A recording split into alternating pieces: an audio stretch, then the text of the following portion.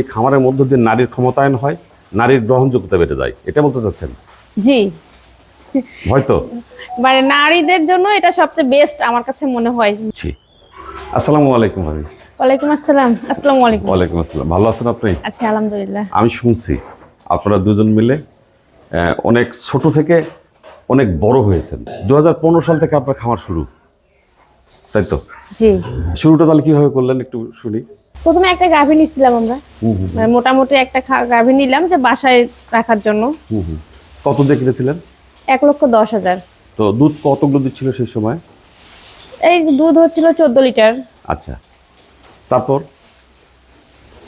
তারপর ওখান থেকে কিছু গরু আসছে, গরু নিছি। আর আবার কিছু নেওয়া হয়েছে বাহির থেকেও। মানে প্রথম শুরুটা হলো প্রয়োজনে, পরে জি। সেটা বাণিজ্যিকীকরণ হয়ে গেল, তাই তো? মনে হলো যে এখানে লাভ হবে, তাই তো? জি, তারপর থেকে শুরু হয়ে গেল। আপনার কি মনে হয় গরুর খামার করলে কি কর্মসংস্থান সৃষ্টি হয়? হ্যাঁ, গরুর খামার করলে কেউ যদি মানে মনোযোগ মানে খুব ইয়েভাবে করতে চায় তাহলে খামারটা করলে মোটামুটি ভালো করতে পারবে। এ সমাজে প্রতিষ্ঠা পাওয়া করতে যায়? পারবে। হ্যাঁ, যেতে পারবে। তার কি বেকারত্ব ঘুষবে যদি কেউ করে? হ্যাঁ, বুঝবে অবশ্যই।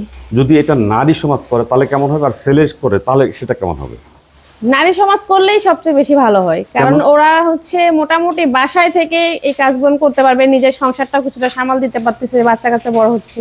এই খামারের মধ্য দিয়ে নারীর ক্ষমতায়ন হয়, নারীর গ্রহণযোগ্যতা বেড়ে যায়, এটা বলতে চাচ্ছেন?